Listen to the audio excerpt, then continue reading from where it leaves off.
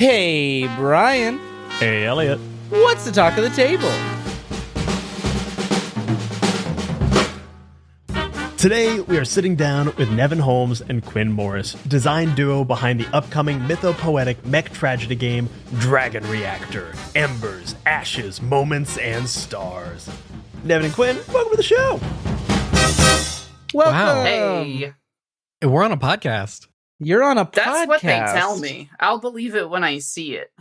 Not only are you on a podcast, you're on the podcast. This is actually the only one. podcast. The only one. podcast. The only Skippy Nova. podcast. And can you believe it? Hosted by two white men. No. What a Oh, novelty. I see my waveform clipping so immensely. That's how you know it's a good show. Well, thank you both so much for being here. Today, we want to talk about Dragon Reactor. We want to get into this game, what makes it unique as a mech game, how you're sort of eschewing the crunchy impulses of mech game design that people will often fall into, and what people can expect from the full scope of this game that is crowdfunding as listeners are hearing this right now. But first, there's a word in your copy that I want to dig into that I think will kind of help set the table for this conversation. What do you mean by mythopoetic in describing this game? Nova, I think this one's you. Yeah.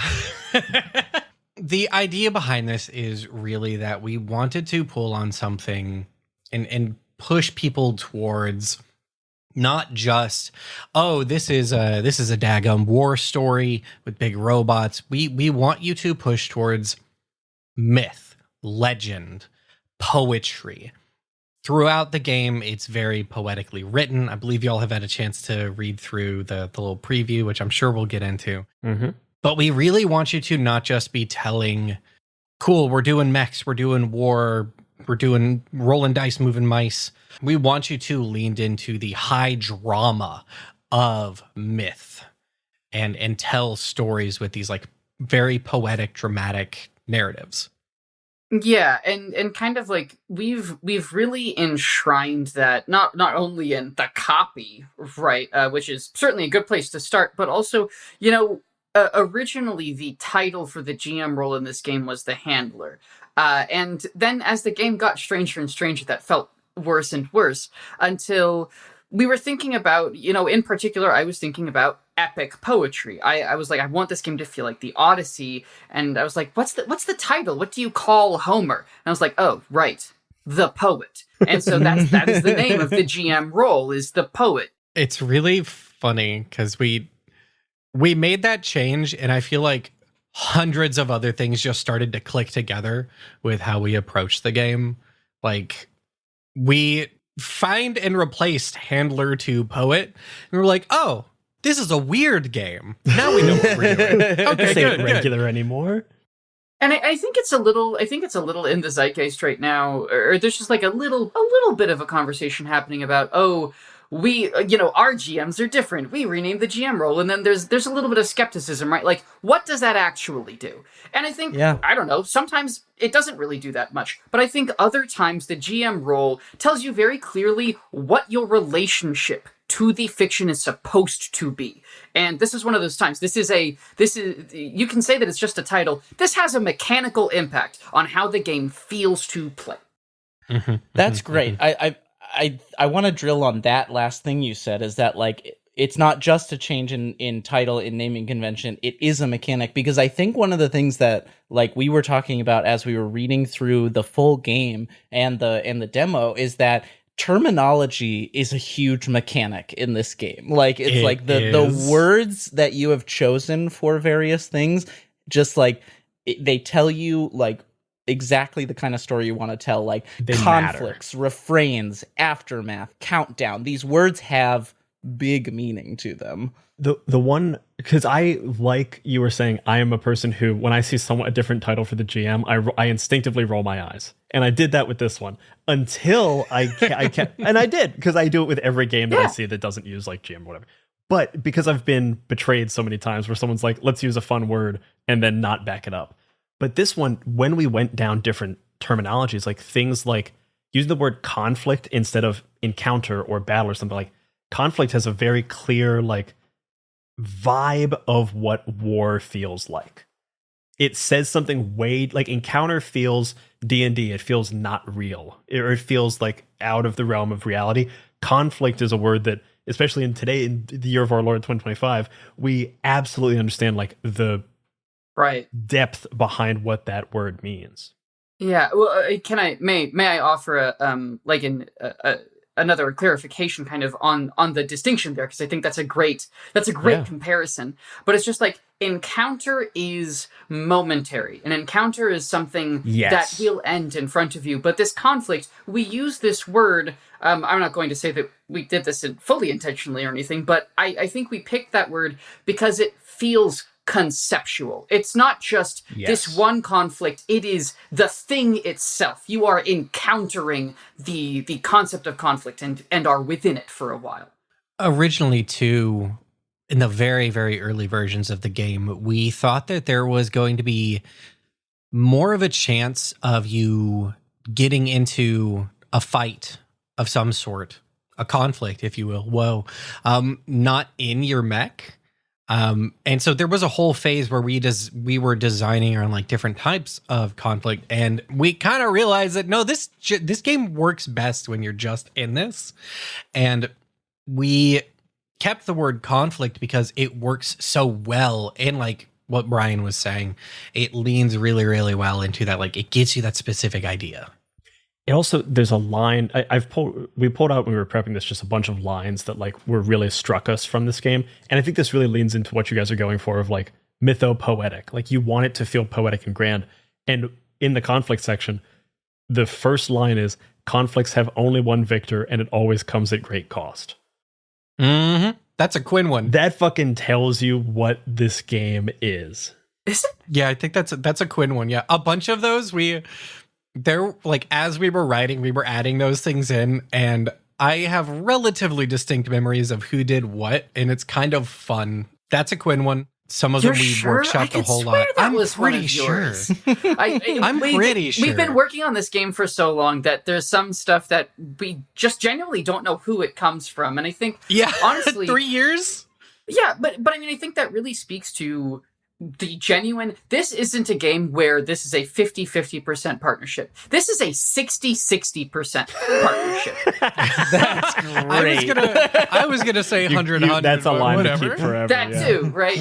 But just this like it's impossible to look at this game and for us to really tease out what parts of it belong to each of us. This is the really two of us. Some motherfucker played the polymerization card. That's good. It's true. There's not another way to put it. It's very true. There's a great thing that Will Yope said when we had them on the podcast about working with Adam Vass, and how Adam always said a thing of like, when you bring something to a design we're working on, it is no longer yours, it is ours. Like once it's brought into the doc, once it's brought into the conversation, it becomes our baby to contend with. It's no longer productive to think about who did what. So I love that. I love this 60-60 is a great line. That's really sticky. I think that's so true. Like this is making me think about when we first started working on this project versus how we work on it now. Oh man. Quinn, can I be mean to you for a second? I'll be mean back later. Go for it. Okay, great. So there was a moment we like knew that we were going to start working on this, and Quinn, like in a day, had a whole fucking game written. It was just a whole bunch of stuff, and I had to message him and be like, hey, there's a lot of juice in here, but we're working on this together. So let's take a step back. And we kept a lot of what was in there, but Ship of Theseus style, who the fuck knows where it came from now. But one of the first things we did was read through what was written and figure out like, okay, so there's some ideas here. I already have my own ideas of what I'm wanting to do. Let's use this as our nexus point, if you will, and let's figure out where we're going to go from this solid foundation that we've got. And now we just meet up every Sunday and we write this shit. Look at us now. No, there was really, I really do want, or I love that we have the opportunity to talk to put a spotlight on our collaboration and the nature of working together. Because I think, especially at the beginning and for a good while, kind of before we really got into the rhythm of it, me and Nova were friends. I don't know that I'd call us like really good friends until we had been working on this for a bit, and just like me and Nova work on projects pretty differently. Mostly because I'm a hobbyist and Nova's much more of a professional than I am. And I say this, again, not in terms of judgment, but in terms of, does this help pay your rent? Does this help pay your bills? Do you rely on this in any way? I don't, and I never have. Maybe I never will. It'd be nice if I could. But so my approach was very different. And I think it's very, we just had friction. We had genuine friction at moments. But nothing that ever got too hot, but enough that I think both of us at many points were like, oh, that's kind of annoying. Oh, that's we very much figured out like, okay, when there is friction, like how do we handle it? And I think that that's something that's really important to figure out as a creative duo. I mean, we're talking to a creative duo right now. I'm sure you know exactly what we're talking about. Anyone who's worked with anybody knows this, but it's very satisfying to look at it and go like, oh, dang, look at us now, huh? Yeah. Gee whiz. Because now, like, me and Nova, we just know how to dance. We know how to dance with each other. Just before this, Elliot was telling me about a game that he is designing and told me a name of it, and I vehemently disagree with the name, and we both just have to agree to disagree that the other one is incorrect. I don't even want to talk about naming shit right now. Oh my god! No, let's talk naming because I want to. There's a word in this title also that is a loaded word in our hobby, and that is dragon. But dragons ain't your grandpappy's dragons in this game. So talk to me about the titular dragons of Dragon Reactor. So we're talking about the dragons. We're not talking about the name of the game. Great, good. We can continue. No, I want to talk about the name. Let's talk about the name. Let's talk about both. Nova doesn't want to talk about the name. It's not that I don't want to talk about the name. We'll be here for fucking ever if we talk about the name. It boils down to, we did not have a solidified name for this game until like 2 weeks before we announced the crowdfund. It was going back and forth fucking constantly because we could not get something that worked right. There were a lot of things that we tried. I can't even remember a bunch of them right now, but they didn't hit. No, I think the one that stuck around War the Dragon most was like War the Dragon, longest one. Which sucks. It does kind of suck. Every week we opened up the doc and we would look at it and be like, fuck it, I do not like this name. But we didn't have anything. I've never in my life. Like, I flatter myself to think that naming things is one of my talents. And this was just an endless slog. And I think this one actually happened. It was a combination of a couple of things, because I think one of the very first name pitches that Nova came up with was Crisis Reactor. Pretty good. Which kind of has, it's not bad. It kind of has that like Final Fantasy vibe to it. Yeah, I was going to say. And just it was at that point that Nova mentioned before we announced the game, and I was racking the brain the game over, and I was like, War Dragon, Crisis Reactor, Dragon Reactor. And I'm pretty sure I texted it to Nova, and I was like, Nova, I don't want to jinx it. I think I've just got it. And I put it in spoilers. I ended up, because the one thing that you should do anytime you think you have a name for a game is Google it. Sure. And I found out that the Dragon Reactor is a real thing. It is one of the original prototype nuclear reactors ever made. It currently exists decommissioned in the UK. It's a real thing. And when I saw that, I was like, okay, we finally have the fucking name. Yeah, especially when it's a game about unstoppable war machines and stuff. Yeah, sometimes you just stumble upon the right answer, don't you? Yep. It's kind of like naming a game Demon Core. Yeah, which honestly, banger. Goes name. hard. Goes hard.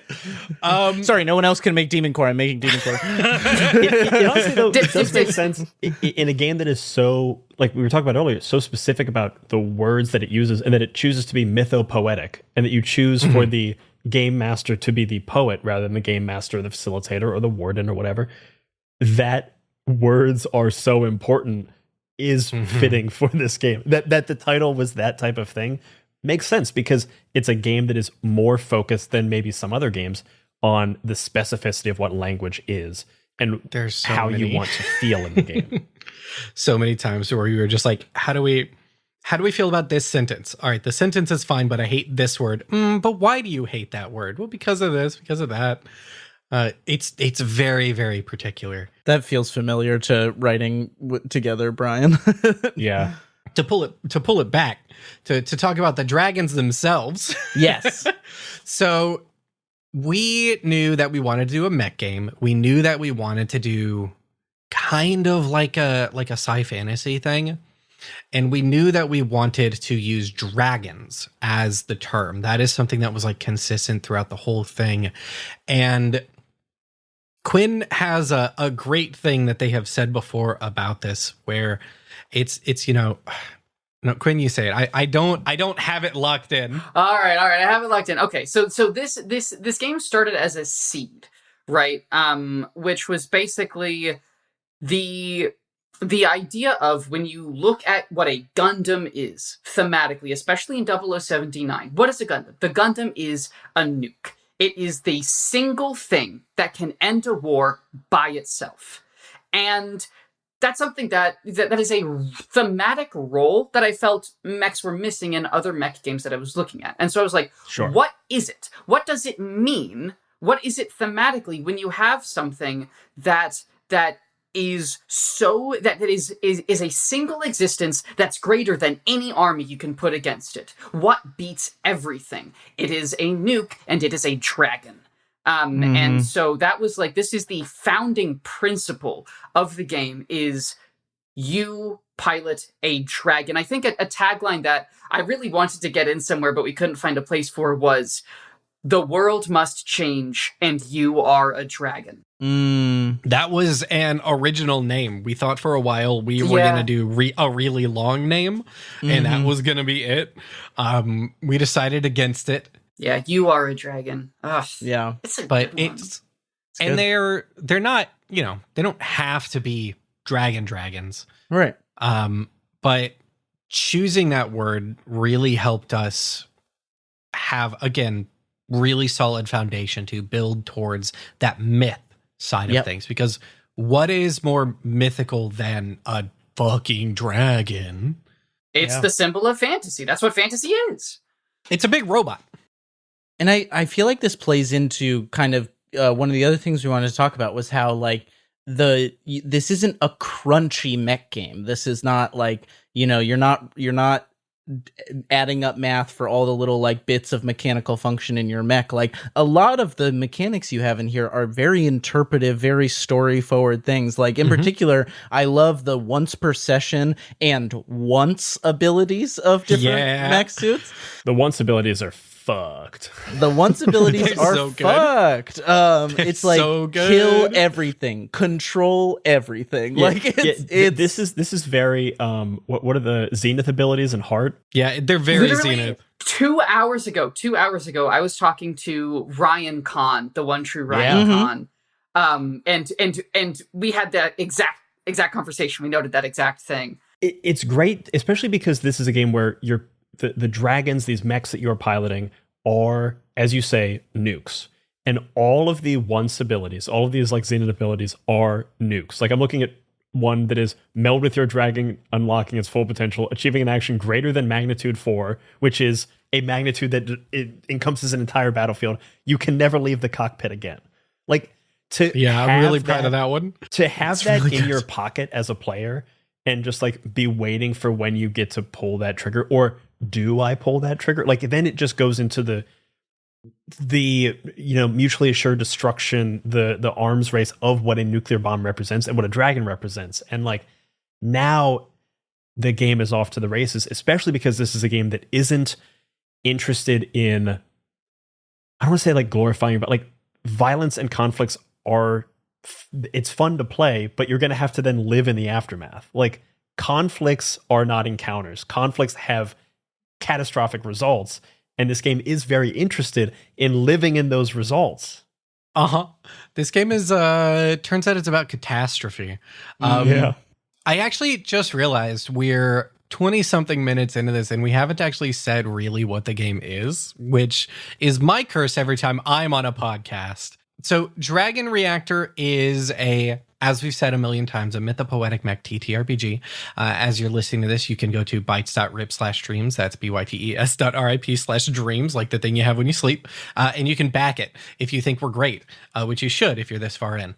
Like has kind of been said, it's kind of a story game. It's got a little bit of crunch to it, but it's not like high math crunch. It's kind of a bit of resource management. And it is a game where the players take on the role of pilots who sit in the cockpit of the most powerful weapons in the galaxy. The poet guides their story and helps kind of, control the table and reacts to what happens. But it is a game about... There's a way that I put it. It is a game about wanting to change the world, but having to pull the trigger. Wanting to do the right thing. Let me do that. This is an edited podcast. This is a game about wanting to do the right thing, but having to pull the trigger. You make these characters, you make their mechs, and you... Throughout the first session, you create your setting and you create the factions that are involved and figure out where you as players fit into that. And then at the end of the first session, you decide what your first conflict is going to be. Session 1 starts and you are in it. It is a phase-based game that goes from conflict to aftermath to countdown, and then it just repeats in that cycle. It's very interested in, like Brian was saying, consequences and living in them. There are a lot of little bits and pieces throughout the game and huge bits and pieces throughout the game that are all about that. And it kind of kicks ass, I think is what I'm trying to say.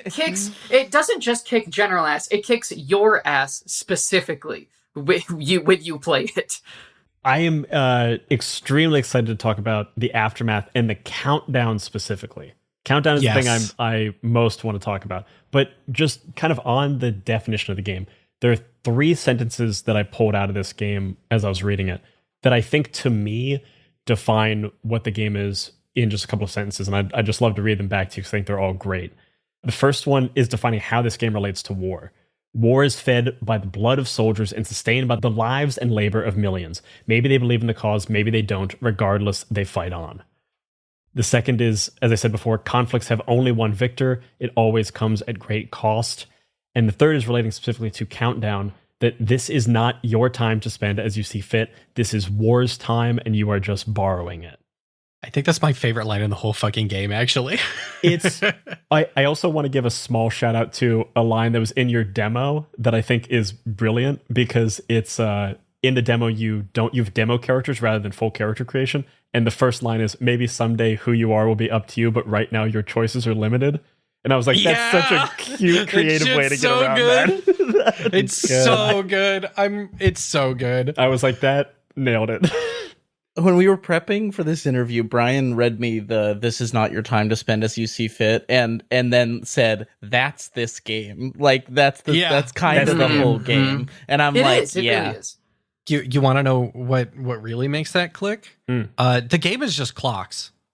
It's just clocks. It's clocks all the fucking way down. If you want a clock, come to me. I open up my jacket in an alley. I have many clocks for you to fill. You know what? I because I'm just gonna explode. I know that I'm not gonna do these in order, but I have to talk about Aftermath and Countdown. So let's do your thing, Brian. Get excited. I'm going to. First, I want you to tell me, because otherwise I will just talk at the listener and reading this stuff. So I would love you guys to tell me. Tell me about Aftermath to start, because I think the Aftermath, honestly, the first couple bits of it really cemented in my head when I read this what the game wants to be and what I'm excited about the game. So what does the Aftermath look like after a conflict happens? The idea for Aftermath is sometimes you need to wind down, and this is a game where the conflict, which is the majority of play, can be incredibly intense and at times upsetting. There have been some very tragic events. We have lost characters that we really, really love just in the playtest campaign. And Aftermath is kind of a way for you to shift out of the mode of thinking about what I just did directly from that character first person perspective into a let's sit back. We at the table, the players, are going to talk about what just happened. And it's basically a set of questions where you talk about how the conflict went for everyone involved. Does it bring the war closer to an end? Who was directly affected by it? If any rivals showed up, how have they been affected by it?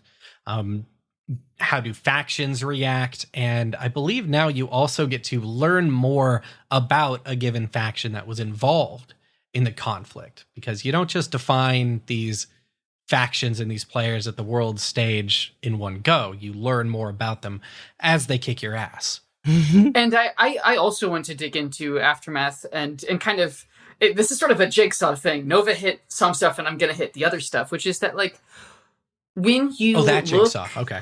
Not the song. Yeah. I want to play a not game. yet. Would you like to roll some dice? You want to get sad. Has no one made a Jigsaw or Saw role-playing game? That feels like a world champ, right? It's gotta Ooh, be. you're Like, so right. You're so how right. is there not a role-playing game right now called I Want to Play a Game? Fuck. Does that not Fuck. exist? All right, Elliot's got to. Never hit that one. Yeah. So, but of the inspirations for this game, one that I really wanted to bring to the table was actually The Expanse, for a pretty specific reason.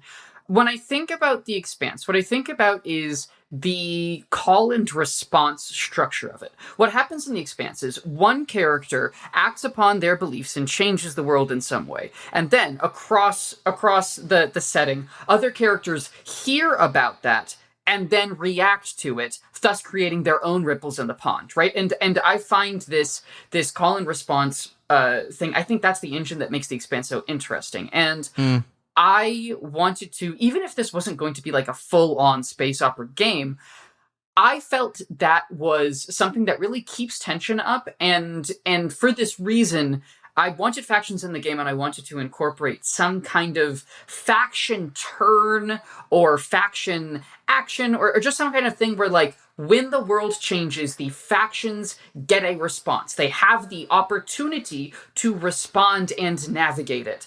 And that is, I think that was kind of the first thing that I was thinking of when we kind of worked with Aftermath as a concept, was this preliminary idea of the faction turn. And literally, if the thesis of this game is that conflict changes the world, I think an old tagline was conflict changes the world, not necessarily for the better, but it just changes it, or, you know, it didn't sound like that. But the point is that if conflict changes the world, we must see that happen. We have to make that visible, and we have to put it in the player's hands. We are telling you, it's a fact. You just changed the world. How? Tell us how.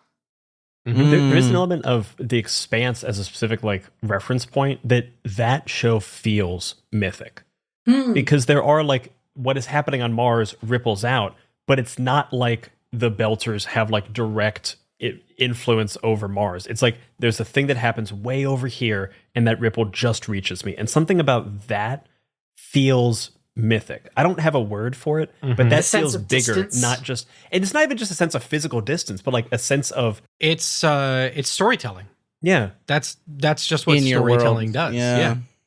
The faction stuff, we've mentioned factions a few times, so I just kind of want to say factions. We talked a lot about how we were going to do factions, and we knew that we did not want to have like a big sheet where you're tracking your relationship with all of these different factions, because the more interesting thing about them is how they interact with each other just by nature of what their deal is and how they interact with you. So the factions are literally just a set of questions that you answer as you play.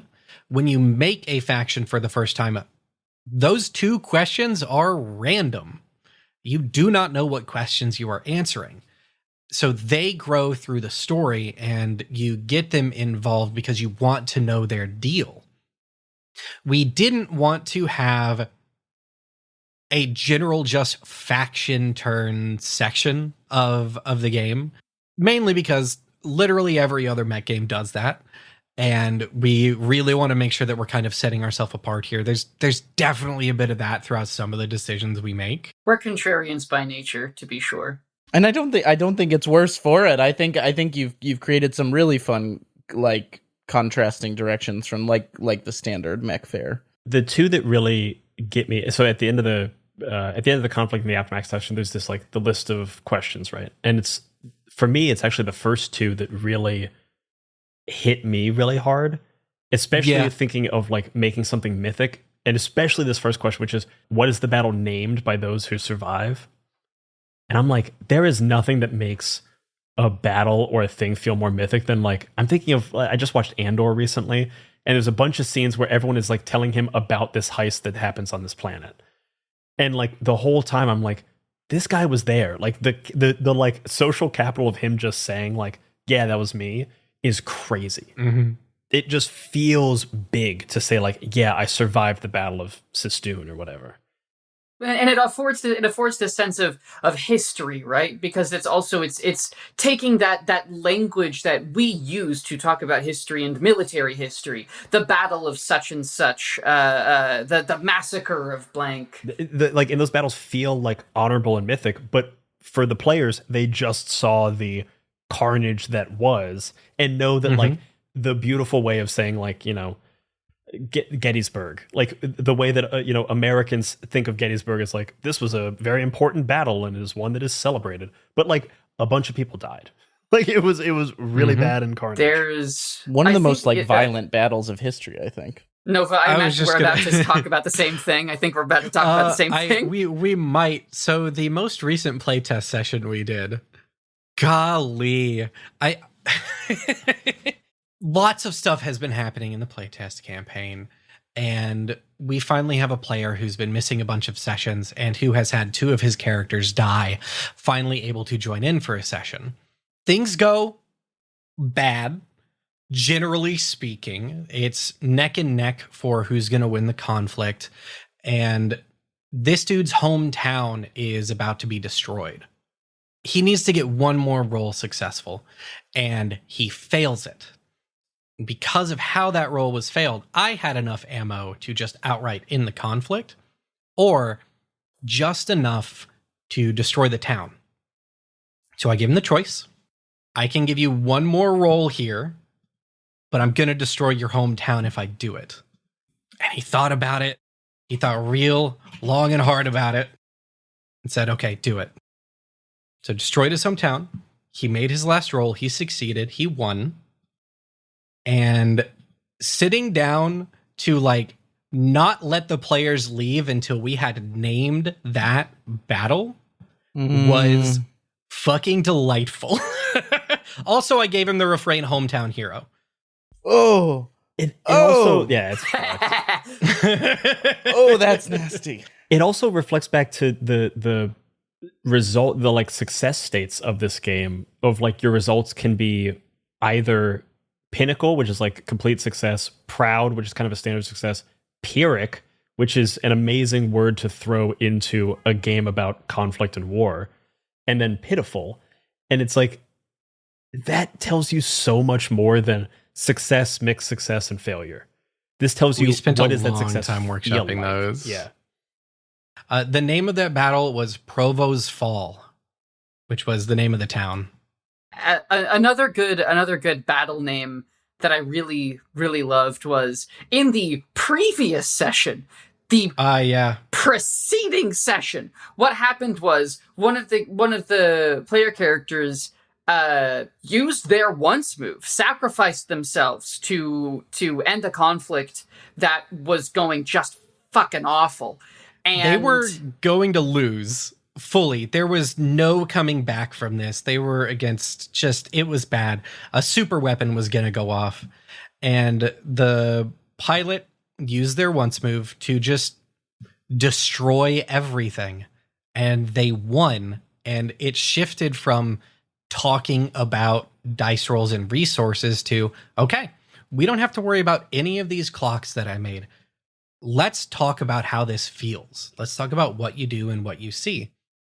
They sacrifice themselves, and that battle was named Veer's Gift. Veer being the character. It's crazy how that mechanic of naming the battles, especially when like each session is essentially one conflict and then the aftermath and the countdown to the next, how much that defines the game and how not only defines it, but like how much that changes how you think about fights and how you think about combat and how you think about conflicts. I can look at our little Google sheet where we're keeping record for the playtest campaign and go, I can read the name of this and go, I remember exactly what happened here and who died and how and what happened as a result.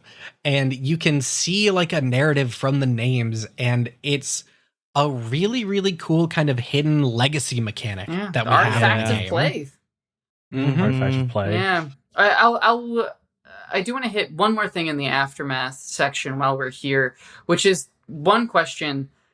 Does this conflict bring the war closer to an end? And I love that question. I love that question every time. We've said yes to that once, and I've run this game 10 times. I was about to say, I feel like if you've gotten to that point in play and you don't hear that question and go, no fucking way, then it's also what I love about that too is that especially when there are these, and this is again going back to like the language thing of you've chosen the words of pitiful, pyrrhic, proud, and pinnacle as the ways to describe how a role resolves, how a conflict resolves.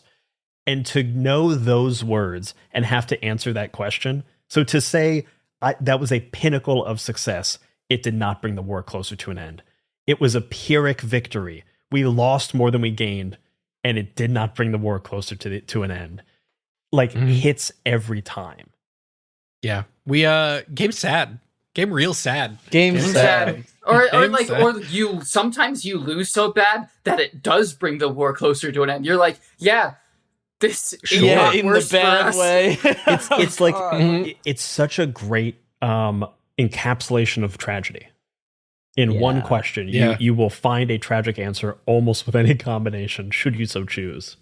That's a huge driving force. There was a really interesting conversation that I had a while back. I think this was in the Possum Creek server, and I was talking about Dragon Reactor earlier in development, and someone was I can't remember exactly what they asked, but what I said was basically that Gundams are very good at ending a war. They are absolutely terrible at ending all war. Sure. Right? Yeah. And so like we do have, I think we've written it into the game. It's either written into the game or it will be written into the game by the time it comes out.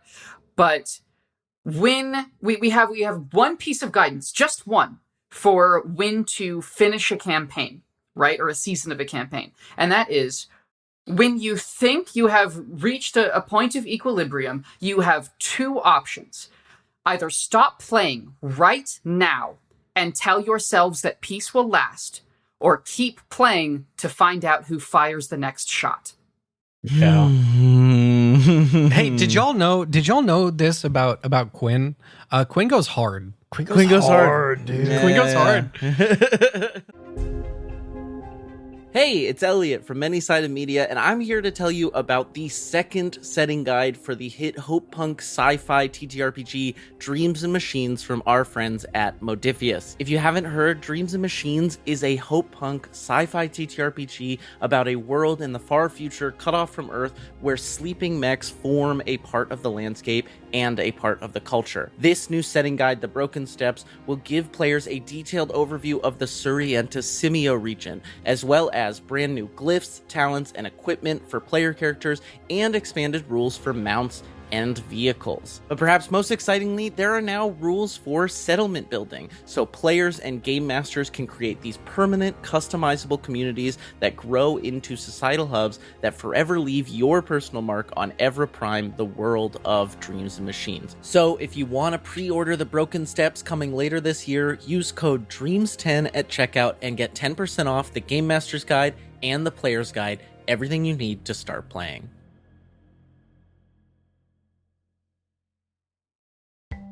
Hey, this is Brian, and I just want to tell you about some cool new stuff from our friends at Hero Forge. Hero Forge offers fully customizable tabletop minis with dozens of fantasy species and thousands of parts to choose from, all within your web browser. When I first got into D&D, I spent hours fooling around with this online mini maker and even bought custom minis for all the players in my first D&D group, and they loved it. Hero Forge is constantly releasing new content, and they've just launched their latest feature, custom acrylic keychains.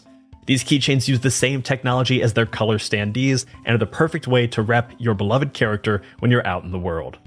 They are highly detailed, ridiculously durable, and made of 1/8-inch thick acrylic featuring front and back color printing, measured on the same 30mm scale as Hero Forge minis and standees, which means they will be a one-for-one match for your heroes on the battle map. So visit heroforge.com to start designing your custom keychain today.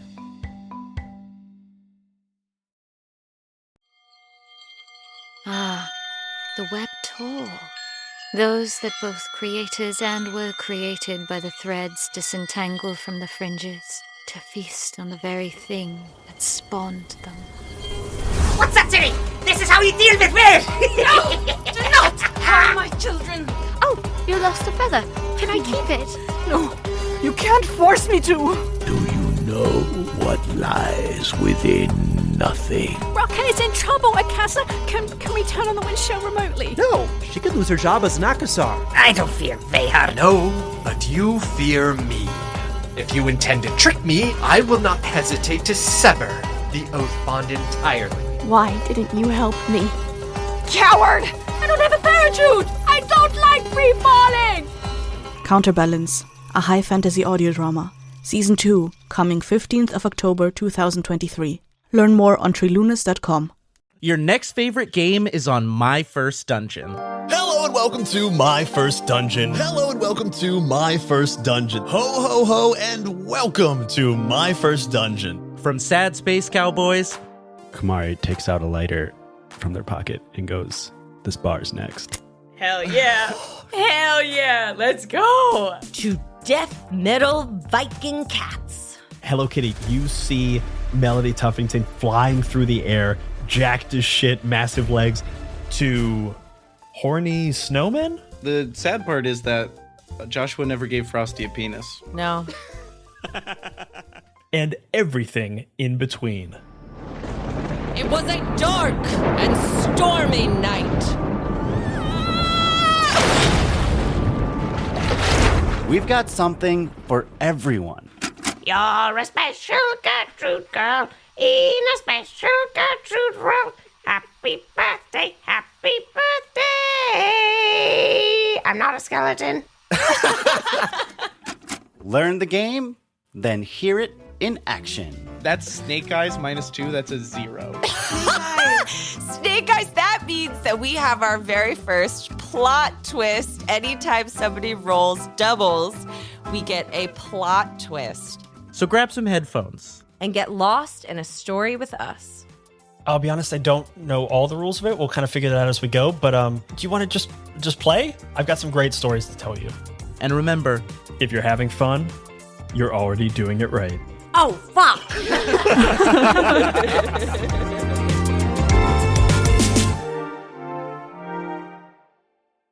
I'm also, just as a thing, in case you guys don't already know about this comic, or if anyone out there isn't aware of this comic, have either of you read The Power Fantasy, which is Kieran Gillen's current? It has. Yes. It's on my list. It is on my list to read. I'm currently you're working through a. You're gonna, especially. I'm working. You're gonna like it more than me. I feel like. I love it. I love it, to be clear, but I think Nova will like it even more than me. It's super Nova core. It's saying a lot of the same things that this game is saying about, but using superheroes rather than mechs. In that, like the superheroes in this game are literally called nuclears because they Right. are nuclear. Like their power level is measured on how many lives they could end in an hour. I know writers who use subtext, and they are all cowards. You're goddamn right. Kieran, we love you. Right. And we love it. Kieran Gillen's genuinely like one of my favorite writers doing the damn thing right now. I am working through the backlog. It's great. I'm almost done with Die. I have 1 volume left of Once and Future to get through. Once and Future is great, but have you tried the Wicked and the Divine Compendium? It's for the listening audience. It's on my Amazon wish list. It's the big largest book. book I've ever seen in my life. Yeah, Brian is holding just about the thickest comic collection that you could imagine. The spine on that's got to be terrible. The spine is, I can't imagine how it holds up. How's the gutter on that? How's the gutter? That's somebody who prints books, goddammit. Me casually chatting up my comic friend. Hey, how's the gutter, bud? How's the gutter on that, buddy? So I can already see the time ticking away from us, and there's a mechanic in here I really want to make sure we make time to talk about, and it's because it's very similar to one of my favorite mechanics of another game that I will not go ahead and jump into, but I want to hear about refrains. Can you talk to me about refrains? You picked up on that, huh? You picked up on that being from another game? Did you pick up on that? Did you have an idea of where that came from? Did you get an idea there? I love the Wild Sea. Yeah, me too. we were trying to figure out, like, okay, we've got this cool robot shit. Great. What's our new type? Flash. What is our extra sauce? What's our fucking chili crisp in the ramen noodles of this game? And I said, we should just steal Whispers from Wild Sea. We should just take that because it's incredible. And we didn't just take it whole cloth, but it's very close. Yeah, it's called Refrains now. It's a different name. Yeah. There's a few other differences. As an example, so in Wild Sea, when you get a whisper, it is a phrase that you can use to shape the world in some way. There are 3 ways you can use it, either whispering, saying, or shouting it. In Dragon Reactor, refrains, there are 2 ways you can use them, and only one of them that you can do yourself. These are they are phrases that you get that you can say to simply make something happen. When you speak a refrain, you say what you want to happen, and it happens, and then everyone else at the table gives a twist, which is some sort of narrative cant to it. Like it just adjusts in some way, or something happens in addition. Or you can harmonize them, where you and at least one other pilot both contribute a refrain to an action. The effect is bigger, wider, and the twist is more dramatic. In addition to that, every pilot archetype has an archetype refrain. These are permanently on your character sheet. They have 3 of them, and they are permanently on your character sheet. You can use 1 archetype refrain per session.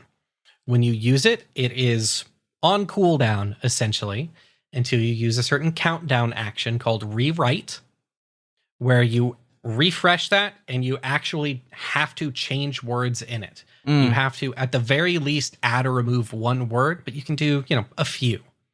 So you materially change the refrains on your character sheet as you progress through play, not only changing how they reflect on you, but what they do in the world and what you represent as a pilot. And this is just fucking space magic. That's how it works. Yep. And fuck yeah to space magic. Yeah. We do love space magic. And I love that you phrase it as when a pilot sings a refrain. The choice of sings and again, like, I want to keep harping on the fact that, like, the word choice in this game is so important and, like, really drives home everything. I mean, especially when you're picking poets, sing to me the man muse, the man of twists and turns. I mean, you got it all right there. You're stealing all the best words. And I do want to say, like, when I say you can just make something happen, I mean, refrains can do literally anything. Yeah. In our last session, Quinn's character was supposed to die. Quinn rolled on the disaster table, and Quinn used a refrain that I had given them in the session before where Veer died, and that refrain was, "Is it always going to be like this?" That's right. Oh, that's right. And we, rather than just being like, okay, yeah, you survived, no problem, we talked about it, and we were like, okay, you're going to survive, your mech is going to be destroyed, and you are out of this conflict.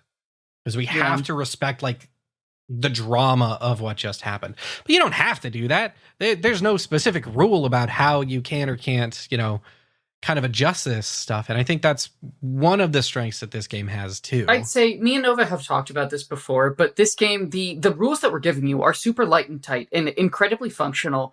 And I would say, and of course, obviously, this is coming from one of the co-designers, so of course I'm going to say this, but I think these rules are really, really easy to improvise with and around. I think they give you everything you need to stand up, but I really think that even for GMs that have less experience with this kind of game or less experience kind of shaking things up a little bit or tweaking the mechanics here and there just to help things along, this game responds really, really well to that. There's lots of room for it. And I think this game just strikes a really, really good balance of what's written and what's not. Yeah, 100%.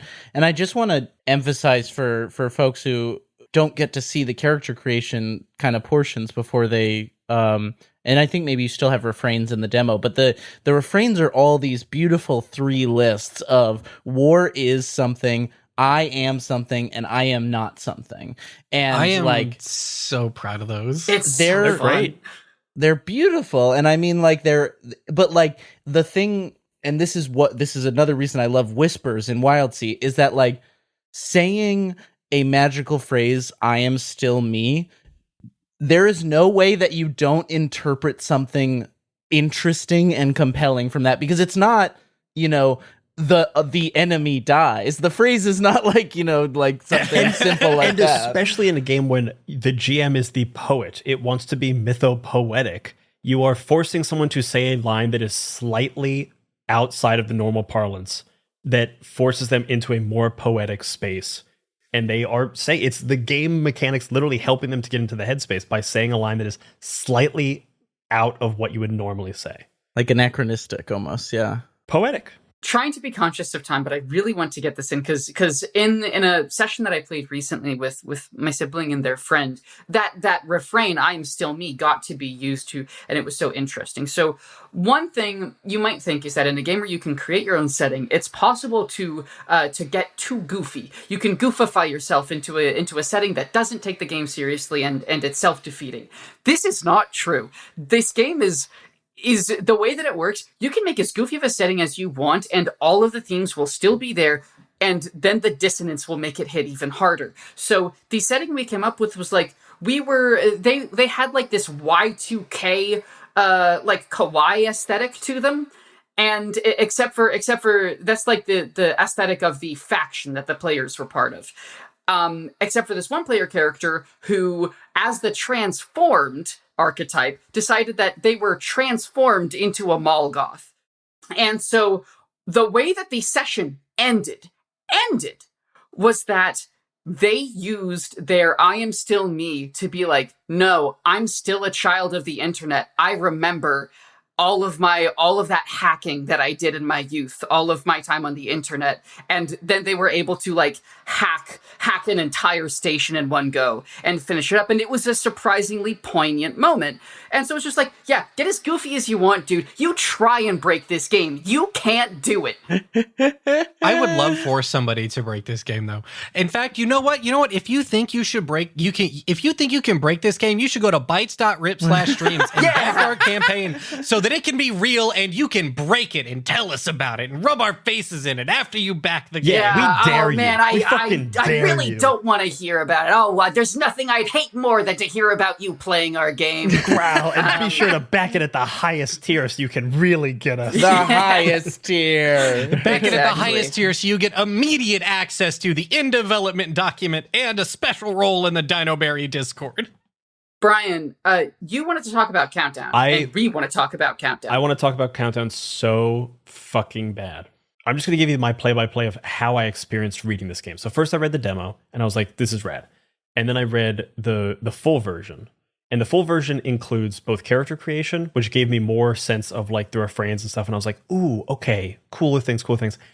And the full version notably had countdown, which was not in the demo version. And I was like, oh, this is the game for me. This is the thing I'm most excited about by far, and it's not even close.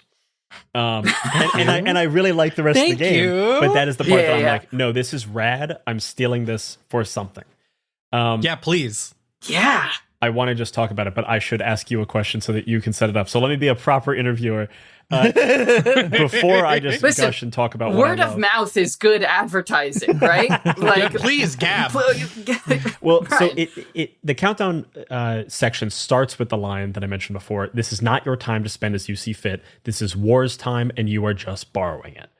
And in a lot of story games, they have some kind of downtime mechanic. You know, we're playing Slug Blaster right now. People will be familiar with that. And there's also always a great season, by the way. Oh, thank you very much. It's a great game. Good plug. Yeah, gotta be cross promoting all the time. And every time I play a game with downtime, there's always a little something that I rub against. I couldn't quite tell you what it is, but I was never fully satisfied with downtime mechanics. Countdown, I think, changes that. Ooh. So why don't you tell me, tell the audience what the countdown mechanic is and how those work, and then I'll gush about why I love it and why I think I'm going to add it to all my games in the future. Countdown is our direct response to downtime. We knew that we were going to do phases with this game, and it became very critical for us to, we don't want to just do the thing that everybody else is doing. So what can we do different here? How can we be weirder with it? And specifically, how can we use every phase of this game to really, really push the themes that we are going for here? So Countdown it's downtime. Everybody has a chance. Probably they might have a chance to do some actions, which are things like, recovering, having a scene with someone, working on personal goals, attending a funeral, stuff like that. And the difference here is that not everybody gets the same amount of actions. The way that Countdown works is after you've finished Aftermath, you build a pool of dice based on how that conflict went. You get 1 dice for every pilot that's at the table. And then you get extra dice or you lose dice depending on what happened. If everyone made it out alive, you get 1 die. If even one person important to you died, you lose a die. Then, starting with the person who has the most hurt, the most ouchies on their character sheet, they go first. They say the action they're going to do, and they roll all those dice. And if something comes up, every die that comes up as a 1 or a 2 is removed from the pool. And then the next person goes. Because you don't know when the next fight is going to start, and you don't get to decide it. Unless you get yourself down to 1 die, and then you can decide it, but that's, gambling. We're gambling. Countdown is gambling. Yeah. And pinned in mine and Nova's DMs is a line for me, I think from like 3 years ago, which is, it's just gambling again. I love gambling. There was not last session, but session before, when that player sacrificed themselves, anytime a player character dies, the first countdown action is remember, and you attend their funeral. You still have to roll dice for that. It's not free. It's not free. And because of that, only 1 person got to recover that session. But 2 sessions before, everybody came out of that fucked up. Everybody was badly hurt. They were injured. And they all got to fully heal, and then some. Because they kept pushing their luck with the countdown dice, and they kept getting lucky. They got to fully heal. Some people got some advancements. We just rolled those bones and it went great. So first off, Elliot and I have both talked on this podcast and on My First Dungeon that we love games within games. Gambling. We love gambling. We love it so much. We love gambling here on My First Dungeon. Wait, that's the wrong show. But having games within games, and especially like push your luck games, like we did it. We had like a little bit of it in Slug Blaster, and then we also just played Last Train for Bremen, which is playing Liar's Dice, which is ultimately an element of push your luck game. Yeah. Those are such great fodder for role-playing games because you feel the tension. You're always making the choice to like try to do something more, to try to get that one last thing. It feels really thematic. But then with this, it also has the element of also being a initiative type thing where if you get down to no dice left, you get caught off guard and ambushed. If you choose to stop early, if you decide to not push your luck, then you get to start the next conflict in a more advantageous position. But what I love the most is that you start this countdown phase, and you don't know how many things you're going to get to do. I've never seen a downtime that kind of feels like combat, in that you Stressful. have to choose how you order. It's stressful. Yes. It's I feel like downtime has always felt like, okay, now it's our role play time and we kind of do whatever we want. And a lot of games want that. That is the choice for a lot Everybody of games. unclenches their fist normally for downtime. A little bit, yeah. And you get to do all the things you want to do. In a game that is explicitly about war and using the word conflict over encounter, like when it's that specific that it wants to deal with that, the element of this is the war's time and you are just borrowing it, that's going to echo throughout the entire fucking game. And I love the idea of this countdown mechanic will create more dynamic encounters without the GM having to do anything, without the poet having to do anything, because there is a drastically different encounter that will happen with the same thing that they planned. If no one's able to recover and everyone is sad and didn't get to do anything, or if they fully recover and get to have a bunch of scenes with other people and get to like recover and retrofit and relax and remember, it's wildly different. And starting, you always have the hope, which is the thing that every, war and conflict is built upon. You have the hope of being able to do it all and to get your rest with the knowledge that there is a very real chance that you will not get those things. Even if you're set up for success, you could have, say you have 8 dice that you're going to be rolling, and the first time some unlucky bastard rolls all ones, you're going to scream and shout at your fucking friend because they fucked up and it was their fault and they did it on purpose, I swear to God. But yeah, so when you play Dragon Reactor, you should use loaded dice. 100%. That's what we're saying. Honestly, you don't even need to, though, because this game,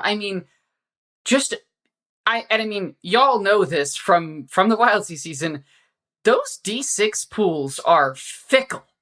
They are fickle. They're fickle. And, I love and a you're D6. like, I'm I love a rolling D6 7 pool. dice. How bad can this go? Oh, Right. Oh God, it was so good when man. when Kevin, the hometown hero, his first roll of the game, baby, he was like, I have 7 dice. I need 3 hits. Let's go, pitiful. Not a one, not a single one. Absolute whiff. Brutal. Oh, the gut It's punch when that brutal. happens, especially because like at the higher magnitudes, we haven't touched on that much, and we won't. But hey, there's other interviews with us where we do talk about it in more depth. You should go read the game and also back us. read the game. Just read the game. Just read the game. Just go do it. But especially at higher magnitudes where you need more hits, you're more likely to collect more dice to try and get those more hits. But when you have more dice and then they all still roll bad, you have exponentially worse outcomes. So it all feeds back into each other, and you really genuinely never know how this game is going to go moment to moment, roll to roll. Every roll is so impactful and it can change the entire battlefield. Just like that. I feel like I sometimes have trouble with dice pool systems. I want, there's something about them that sometimes gives me a hitch, that I always want, like kind of the more immediacy of like a single die roll. You want to be able to read it faster. I want to be able to see it immediately. Yeah. It's for sometimes. There are times when I'm just like, quick, make a roll. Like you want that momentum to carry. Totally. I think I will always feel that with dice pool systems. Just a little bit of it. And sometimes it's right, sometimes it's wrong. But the countdown of this, just, oh man, it really, it makes me not care, which is really tough for me with dice pool systems. It's true. To try and convince Brian that Brian and I have been co-designing a game that that we are. We'll talk about it a later day. date. Countdown from. we're not just stealing countdown. Yes. Yeah, and trying to convince Brian that a D6 dice pool is the way to go is hard. So the fact that you've got him excited about one is very big. The inconsistency of it. I do like them. I think it's fully, and Elliot and I have had this conversation. It's fully a product of making podcasts. There's an element of there's the momentum of stuff happening, and then you want the result to just happen. And when you have to like see 7 dice and decipher what it means, it's just that extra second that takes away. But I don't mind it here, which is low sounding praise, but is actually very high praise. No, that feels like huge praise. Actually, it is actually huge praise. It just sounds like can we actually use that as a? No, I was going to say, can we use it as a pull quote? Awesome. I don't mind the dice pool. Can we say I don't mind that Brian doesn't mind the dice pool. On the back of the cover. I mean, well, but that's really nice to hear you say, just because, like, for me and Nova, pacing is the key. And I could go into more depth on that, but in general, pacing is the key. And I think that's true of Countdown, and I think that's also true of how it works in the normal dice pools during conflicts. And dice pools are slower. These are slower than a normal quote unquote roll.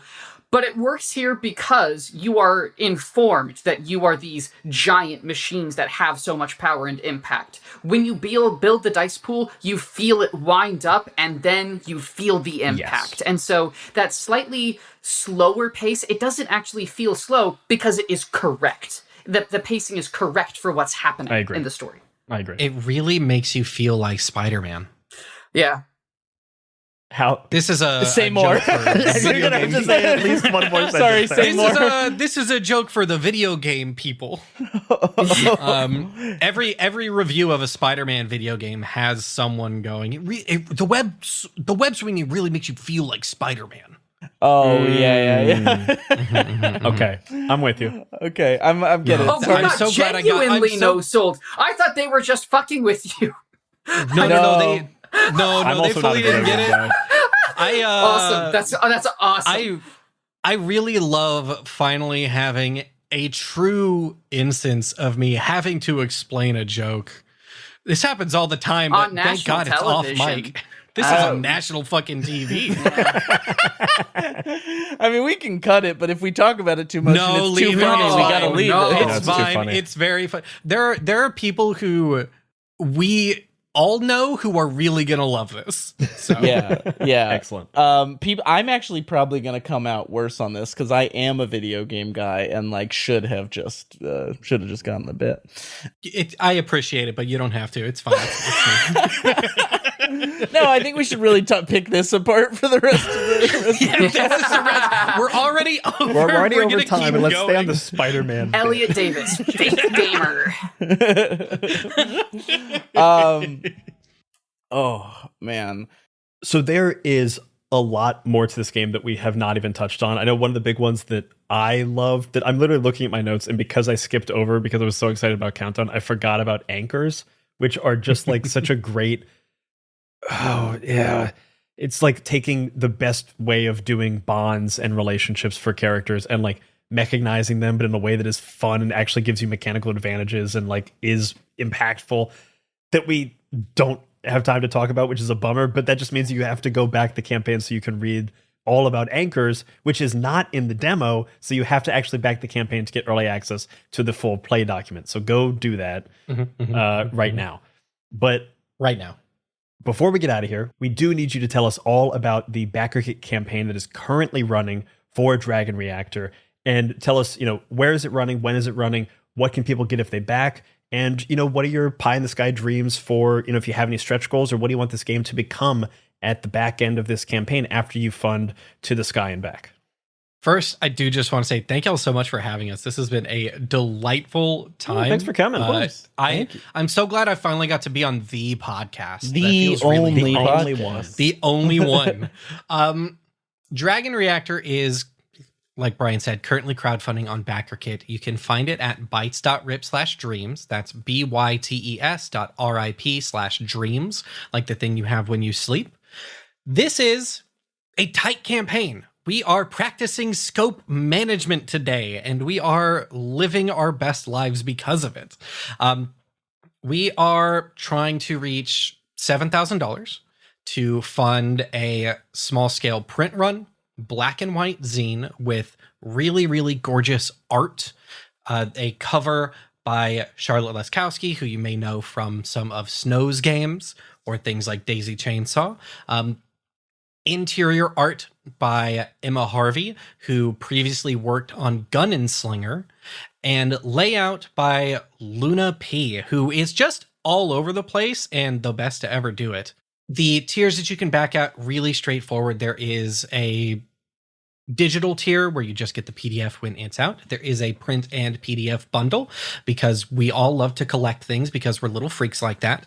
And there is an early access tier. But that early access involves, after the campaign funds, you will get direct access to the Google Doc that Quinn and I work in. You're not going to be able to write in it because we're not freaks like that. But you will be able to see. God, we should let them write in it. Community development. I was just thinking how crazy it'd be to make a tier where people can write in the same Google You can just Doc. write in the game. You'll be able to see as we work on it. There's not a lot of work that's left to do because the text is pretty much complete. Yeah, so back it quick so that you can catch some. Yeah, back it immediately.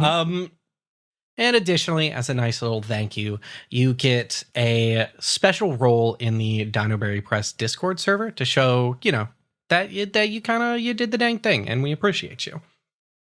Project is ending on August 28th, the last Friday in August, I believe.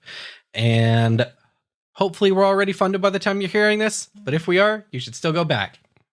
Absolutely. At the highest tier. Highest tier, please. So, Quinn and Nova, we have reached that delightful end point of our conversation where we ask the question we ask all our guests, which is, what are you bringing to the table? And that is just our cute way of asking for a recommendation from you to our audience, which can be anything at all. It can be in tabletop, outside of tabletop. Quinn and Nova, what are you bringing to the table? I'm going to recommend two things, and I'm going to go really quick about this. First, I am going to recommend I Am Your Beast, which is an incredibly kick-ass video game by Strange Scaffold. And while you're there, check out everything Strange Scaffold does because they are wonderful. And two, there is an anime called Metallic Rouge that I can't stop thinking about that is really, really good. I'm not going to say anything else about it. It's very retro but modern. It makes me think of some of the best moments of Trigun or Outlaw Star. And the music's incredible. There's a choral song that plays where the choir is just going, "Now is the time for fighting," and I think that's amazing. Yeah, I'm sold. And Quinn? I'm feeling kind of in a musical mood. So I'm going to bring one of my favorite bands of the last 5 years, and that is Cheek Face. One word. Cheek Face, America's local band. Very sardonic. Bless you. Sardonic lefty talk rock. I think it's a really tight outfit, and I think they're a lot of fun. And possibly my other recommendation. Oh, finally, a platform where I can recommend this band. Get ready to have your heart broken because this band only released one fucking album in 2020. It's one of the best fucking albums I ever heard in my life. Haven't not a peep from them since. I think they're mostly like a live band. They are called The Gooms. Gooms. The album is called Laugh with a period at the end. Just this really awesome kind of ska-y garage. Not a bit more post-processing than your normal garage. But seriously, this album, absolute banger. We will link all that in the show notes. Thank you both so much for coming to the table. Do you want to let people know where they can find you online if they are looking for you? Yeah, I mean, just first off, truly, thank you for having us. What a pleasure. What a delight. I really appreciate the energy and attention to detail that you guys brought. So much fun. Where can you find me on the internet? I am Samuel Quinn Morris. You can call me Quinn, Authenticity Trip, or Meme Friend, depending on where you know me. I am on Blue Sky at 200proofgames.bsky.social. That's 200proofgames. I also have a website of my own, which is 200proof.games. And there you could find the 1E Manifesto, which is maybe some of the writing I'm best known for, as well as Any Percent, which is my tarot-fueled speed-running tabletop RPG. That's a lot of fun, too. I think the other thing of mine that I want to shout out is the media analysis podcast that I run with my friend Matt Fennell, Urasawa Boys, where we read and dissect the works of manga author and artist Naoki Urasawa. So if you've watched or read Monster, 20th Century Boys, Pluto, that stuff that we're working with. Pluto's rad. The first season, it is rad, and we just at this time of recording, me and Matt, just a couple days ago, recorded the final episode of the Pluto season. So the first 6 are out, 7 should be out soon. So, folks, if you like Monster or Pluto, those are the seasons we have, and I think that we do really good work over there. Matt's delightful. So, yeah, that's me. That's pretty good. Hell yeah. Hell yeah. You don't listen to it, Nova. Oh, no, you No, but but you I do know know Matt. You do I know Matt. know Matt. All right, sorry. I got testy. We literally have a Discord chat called Jort Squad. Yeah, and you literally don't listen to our podcast. There's too many podcasts. No, there's only this podcast. This is the only podcast. And Nova, where can people find you? Pretty much everywhere. First, you can find Dinoberry Press at dinoberrypress.com. We have a lot of shit, a lot of stuff. We have been doing games since 2019, and they're kind of all bangers, I think. Not to brag, but I don't think we've. Nova's just that good. It's just how it is. That really got you, Brian. That was the. I've never heard someone know and be so confident in who they are in one sentence. Yeah. And let me be clear. I applauded it. It was. I had to escape my lips with joy. This is a long time of figuring out who I am and how I want to present in the tabletop space, which could be its own podcast. Suffice to say, you can find us at dinoberrypress.com. You can find us on Blue Sky at Dinoberry Press. You can find me at Dicey Nova, and you can sign up for a newsletter, join our Discord, bytes.rip/discord is the same URL. And you can also find me on BackerKit on August whatever today is. You can go there right now. I'm there. I'm in your computer screen on BackerKit. Wait. At bytes.rip/dreams, that's DREAMS, like the thing you do when you sleep. Like the thing you do to sleep. And I know it might be scary to you. It might be scary to you that Nova's inside your computer, but don't worry, because I'm outside your computer. But don't worry, because this is worse. You don't have to be scared of Nova. You can be scared of me instead. So if you want to escape Quinn's, you have to go inside your computer and then back I'm this not campaign. the plural. I'm only the singular, Quinn. I felt myself say it. I'm so used to saying Quinn's now rather than he's Quinn. He's around. Hi, Quinns. Quinns is if you're listening everywhere. To this, Hi, Quinns. Hey, Quinns, if you're listening to this, you should back Dragon Reactor and then do a video about it. Quinns, you would actually like Dragon Age or Dragon Reactor. I think you would. Have you ever noticed how many Quinns there are in the tabletop space? What's up with that? I think there should be a massive Quinn jam. I think only people named Quinn should be allowed in this jam. I thought you were going to say a massive Quinn culling. No! There can only be one. Look, there can only be one, but I don't need to, that'll just happen naturally on its own, right? I don't need to do anything to make that happen. Sure. What does that mean, Quinn? Back Dragon Reactor to find out. All right. And of course, as always, if you want more gaming content from us here at Many-Sided Media, you can join the Many-Sided Media Discord or the Many-Sided newsletter. You can also support Talk of the Table on the Many-Sided Media Patreon, where you can get ad-free episodes, bonus interviews, and roundtables, as well as a whole bunch of great content for our other show, My First Dungeon. All of that is linked in the show notes. You know the drill. Rate, review, and follow Talk of the Table wherever you get your podcasts. And that's what the table is talking about. Bye-bye, everybody. Bye-bye. Bye.